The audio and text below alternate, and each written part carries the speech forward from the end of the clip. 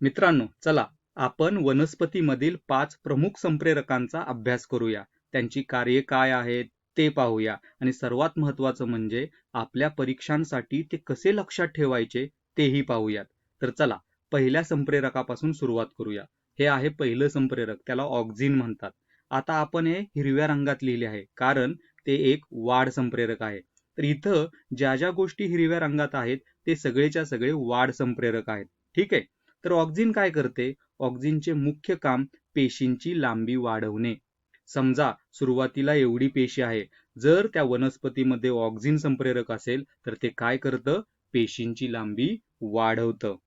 तर जेव्हा ऑक्झिन पेशीमध्ये जमा होते तेव्हा ते फक्त त्या पेशीला लांब करते. जास्त ऑक्झिन म्हणजे जास्त लांबी. तर यामुळे काय होतं? जर आपण एखाद्या वनस्पतीकडे पाहिलं, समजा ही ती वनस्पती आहे, तर आपल्याला सामान्यतः दिसते की हे ऑक्झिन वाढ संप्रेरक असल्यामुळे वनस्पतीच्या वाढणाऱ्या भागांमध्ये ते आढळतं. वनस्पतीच्या वाढणाऱ्या भागांमध्ये म्हणजे कुठे? तर पानाची टोकं, कोंबाचे टोक, कळ्या यांचा समावेश त्यामध्ये होतो. हे वाढणारे भाग आहेत आणि तिथेच ऑक्झिन मुबलक प्रमाणात असतं. तर समजा ऑक्झिन इथे असेल तर काय होईल? तर इथल्या पेशींची लांबी वाढेल. त्यामुळे काय होईल? तर हे कोंबाचे टोक वाढू लागेल. बरोबर? पण एवढंच नाही, ऑक्झिन प्रकाशाणूवरती हालचालीसाठी देखील महत्वाचे आहे. प्रकाशाणूवरती हालचाल म्हणजे काय हे आपल्याला आठवते का? जेव्हा आपण एखाद्या वनस्पतीवरती प्रकाश टाकतो तेव्हा ती वनस्पती आपोआप त्या प्रकाशाच्या दिशेने वळते. आणि अर्थातच जर आपल्याला अधिक माहिती हवी असेल तर आपण आधीच्या व्हिडिओमध्ये प्रकाशाणूवरती हालचाल यावरती सविस्तर चर्चा केलेली आहे. ठीक आहे. तर हे कसे होते? तर हे देखील ऑक्झिनमुळेच होते. मग हे ऑक्झिन हे कसं घडवून आणतं? चला थोडं मागे जाऊन आपण या वनस्पतीच्या या लहान भागाला झूम करून बघूयात. तर आता या भागामध्ये ऑक्झिन मुबलक प्रमाणात आहे असं आपण समजूयात. आता हे जे जांभळे टिपके आहेत ते म्हणजे काय आहे? तर ऑक्झिन आहे. यांचं काम काय आहे? तर पेशींची लांबी वाढवणे. बरोबर? आता वनस्पतीच्या या भागावरती जर प्रकाश पडला तर ऑक्झिन काय करतं? तर ऑक्झिनला प्रकाशापासून दूर जाण्याची सवय असते. बरोबर? तर इथं जर बघितलं तर हा प्रकाशाचा भाग आहे आणि इकडचा सावलीचा भाग आहे. मग काय होईल? तर ऑक्झिन प्रकाशापासून दूर जातील. बरोबर? तर इथं जर बघितलं तर या सावलीच्या भागात ऑक्झिनची संहती वाढेल आणि इकडे कमी होईल. याचा अर्थ काय होईल? तर इकडच्या बाजूची लांबी जास्त वाढेल आणि इकडची कमी वाढेल. बरोबर? म्हणजे इकडच्या पेशी जास्त लांब होऊ लागतील. बरोबर? यामुळे सावलीची बाजू प्रकाशाच्या बाजूच्या तुलनेत अधिक वेगाने वाढू लागेल आणि या असमान वाढीमुळेच खोड प्रकाशाच्या दिशेने झुकते आणि अशा प्रकारे कोंब प्रकाशाच्या दिशेने वाकू लागतो. ठीक आहे. आपण हे कसे लक्षात ठेवू शकतो? आता सर्व संप्रेरके लक्षात ठेवण्यासाठी आपण एक वेगळंच तंत्र वापरणार आहोत. आपण काही विचित्र कथा तयार करणार आहोत. विचित्र कथा लक्षात ठेवण्यासाठी सोप्या असतात. आपला मेंदू विचित्र गोष्टी खूप लक्षात ठेवतो. तर याच भावनेने आपण हे कसे लक्षात ठेवू शकतो बघा. ऑक्झिन. ऑक्झिन या शब्दात काय आहे? ऑक्स. ऑक्स म्हणजे काय? बैल. बरोबर? तर आपल्याकडे एक चित्र आहे. हे एक बैलाचं चित्र आहे. आता हे एक विचित्र चित्र आहे. काय? याच्यात बैलाचं जे डोकं आहे ते लांब झालेलं आहे. बरोबर? तर हे चित्र हे ऑक्झिन संप्रेरक लक्षात ठेवण्यासाठी आपल्याला मदत करतं. प्रत्येक वेळी जेव्हा आपण ऑक्झिन हा शब्द ऐकतो तेव्हा हे चित्र आपल्या मनात येतं आणि हे लांब झालेलं डोकं आपल्याला आठवण करून देतं की इथे पेशींची लांबी वाढते. आणि डोकं म्हणजे काय? तर टोक. एखाद्या वनस्पतीचं टोक, लांब झालेलं टोक, ते आपल्याला आठवण करू देते की ऑक्झिन सामान्यतः कोंबाच्या टोकावरती जास्त संहतीमध्ये असतं आणि ही लांबी वाढल्यामुळेच वनस्पती प्रकाशाच्या दिशेने वळते.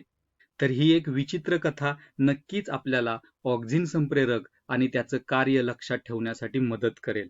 आता आपल्याला कळालं की ऑक्झिनमुळे कोंब हा वाढतो. बरोबर? पण जर वनस्पतीचं खोड ते जर उंच करायचं असेल तर ते कशामुळे होईल? ते कोणत्या संप्रेरकामुळे होईल बरं? तर चला याच्यासाठी पुढचं संप्रेरक काम करतं. पुढचं संप्रेरक आहे जिब्रेलिन. आता जिब्रेलिन देखील पेशींची लांबी वाढवतं. ते देखील एक वाढ संप्रेरक आहे. पण त्याची मुख्य भूमिका खोडाची लांबी वाढवण्यात दिसून येते. तर इथं आपली वनस्पती आहे. आपण पाहिले की ऑक्झिन हा भाग वाढवतो, टोकाचा भाग. बरोबर? पण जिब्रेलिन इथे जिथं नवीन पानं तयार होतात तिथे असते. आपण त्याला कांड्या किंवा नोड्स असं म्हणतो. आणि म्हणून जिब्रेलिन या पेशींची, इथल्या पेशींची लांबी वाढवते. जर या पेशींची लांबी वाढली तर काय होईल? आपल्याला दिसते की आपल्या खोडाची लांबी वाढू लागेल. बरोबर? खोड जास्त लांब होऊ लागेल. आणि आपण म्हणूनच म्हणतो की जिब्रेलिन हे खोडांची लांबी वाढवण्यासाठी जबाबदार आहे. जर एखाद्या वनस्पतीत जिब्रेलिन कमी असेल तर ती वनस्पती बुटकी राहते, आणि ज्यात जिब्रेलिन जास्त असेल ती वनस्पती जास्त उंच वाढते. आत्ताच्या घडीला आपण जिब्रेलिन प्रयोगशाळेत साठवू शकतो, आणि जी बुटकी झाडे आहेत त्याच्यावरती कृत्रिमरित्या जिब्रेलिन फवारून त्यांची उंची वाढवू शकतो. आता पुढे जाण्यापूर्वी जिब्रेलिनची आणखी काही कार्य आहेत ते आपण पाहूयात. हे संप्रेरक फक्त खोडाचीच लांबी वाढवत नाही, तर ते इतर आणखीन गोष्टी सुद्धा करतं. पहिलं म्हणजे ते फळांची जाडी, लांबी वाढवण्यासाठी देखील जबाबदार आहे. जर आपल्याकडे बिया नसलेली द्राक्ष असतील, जी सामान्यतः लहान असतात, पण त्यांना जर आपल्याला मोठं करायचं असेल तर त्यावरती कृत्रिमरित्या जिब्रेलिन फवारून आपण ती द्राक्ष मोठी करू शकतो. त्याचप्रमाणे जिब्रेलिनचं आणखीन एक महत्त्वाचं कार्य म्हणजे बियांच्या अंकुरण्याच्या वेळी दिसून येतं. जर आपल्याला बी अंकुरित करायचे असेल तर आपल्याला भरपूर जिब्रेलिनची आवश्यकता असते, त्याशिवाय बी अजिबात अंकुरित होत नाही. पण आपण आपल्या अभ्यासक्रमापुरते बोलायचे झाल्यास आपण फक्त खोडाची लांबी वाढवण्याचा भाग लक्षात ठेवू शकतो. त्यासाठीच ते खूप प्रसिद्ध आहे. आता प्रश्न येतो, आपण हे कसे लक्षात ठेवू शकतो? यासाठी ना आपण जिब्रेलिनचा शोध कसा लागला या कथेकडे जाऊयात. तर असं आढळून आलं की जपानमध्ये काही शेतकऱ्यांच्या भाताची रोपे विनाकारण उंच वाढत होती. ती इतकी उंच वाढत होती की बिया देण्यापूर्वीच मरून जात असत. आणि अधिक तपास केल्यावर त्यांना आढळले की काही बुरशीमुळे या वनस्पतीला अतिरिक्त जिब्रेलिन मिळत होते आणि त्यामुळे ती खूप उंच वाढत होती. आता हीच कथा जर आपल्याला लक्षात ठेवायची असेल तर आपण काय करूयात की एक भाताचं रोप आहे, बरोबर? आणि त्याच्याशी एक जपानी माणूस निरर्थक बडबड करत आहे. निरर्थक बडबड त्याला आपण म्हणूयात जिब्रिश. तर जिब्रेलिन या शब्दाशी आपण जिब्रिश हा शब्द जोडतोय.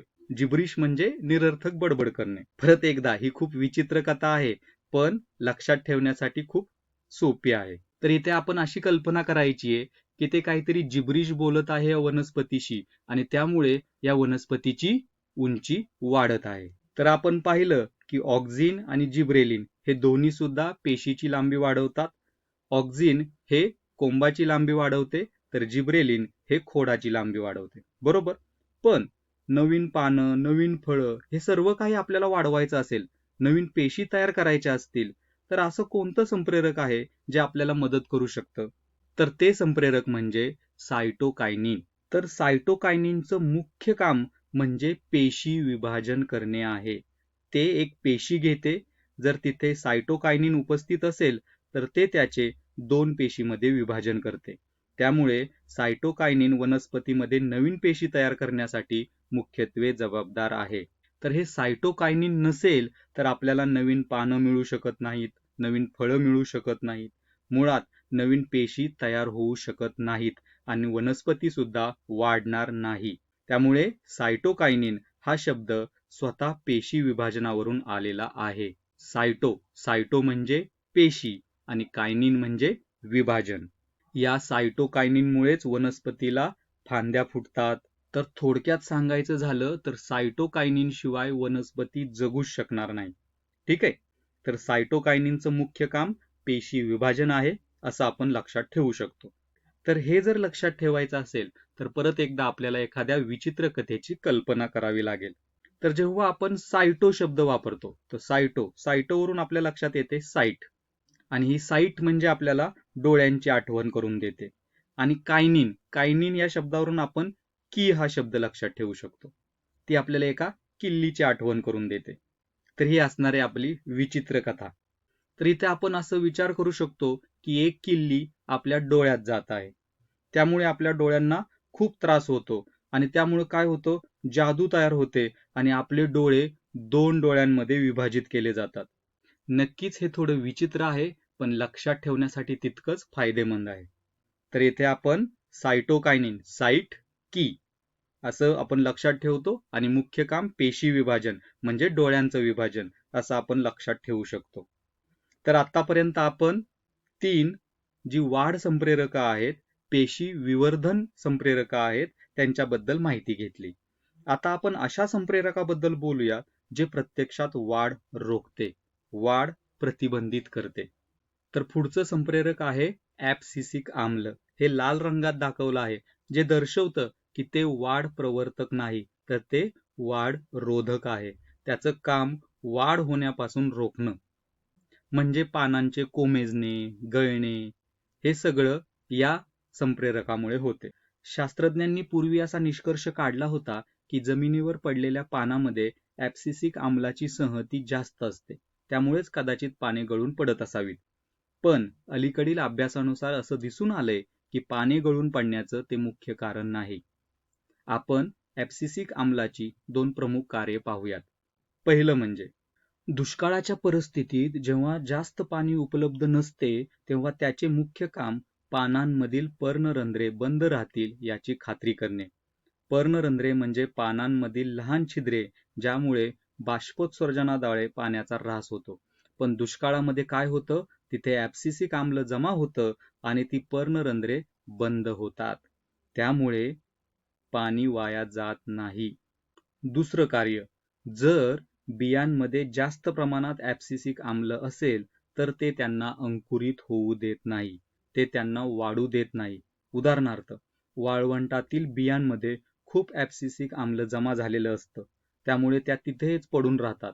पण जेव्हा पाऊस पडतो तेव्हा त्या परिस्थितीमध्ये ते ऍब्सिसिक आम्ल धुवून जाते आणि त्यामुळे तिथे जिब्रेलिन कार्य करू लागते आणि त्यामुळे त्या बियांची वाढ होते. त्यामुळे ऍब्सिसिक आम्ल वाढ रोधक म्हणून अत्यंत उपयुक्त आहे.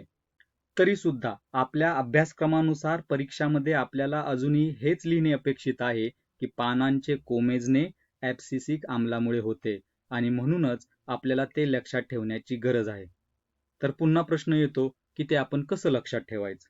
तर इथे लक्ष घ्या, ऍब्स आणि सिसिक असे 2 भाग आहेत, बरोबर.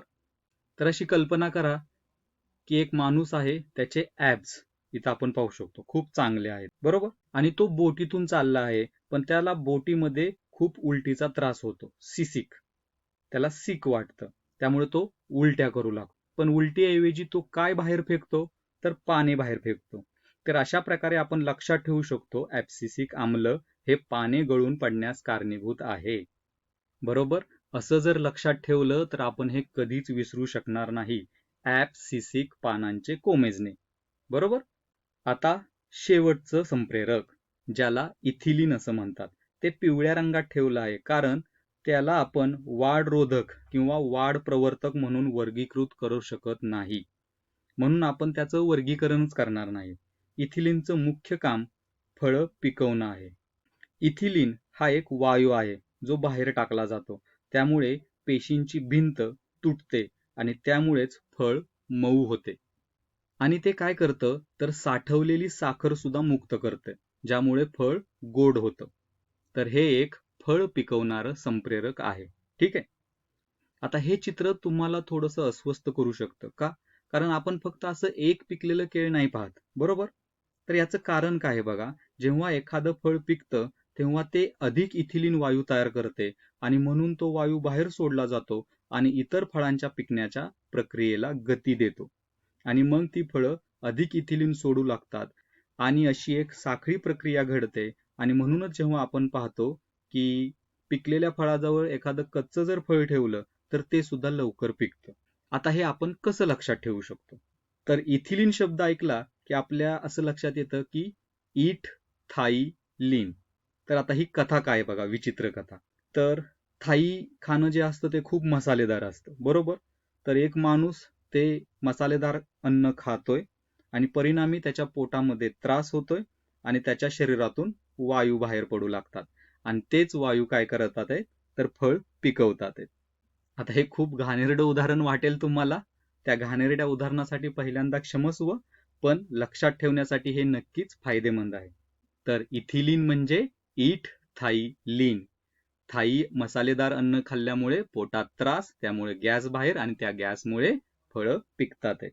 तर या व्हिडिओमध्ये आपण वनस्पतीमधील प्रमुख संप्रेरक आणि त्यांची कार्य पाहिली. आता एक काम करू शकता तुम्ही, हा व्हिडिओ थांबवून आपण जे काय एक विचित्र कथांचं तंत्र वापरलं इथं ह्या संप्रेरकांची कार्य लक्षात ठेवण्यासाठी, त्यांची नावं लक्षात ठेवण्यासाठी, तर ते तुम्हाला आठवतंय का ते बघा. नसेल आठवत तर हा व्हिडिओ परत पहा आणि अशाच वेगवेगळ्या विचित्र कथांची कल्पना करून हे लक्षात ठेवण्याचा प्रयत्न करा. तर इथेच थांबूयात. धन्यवाद.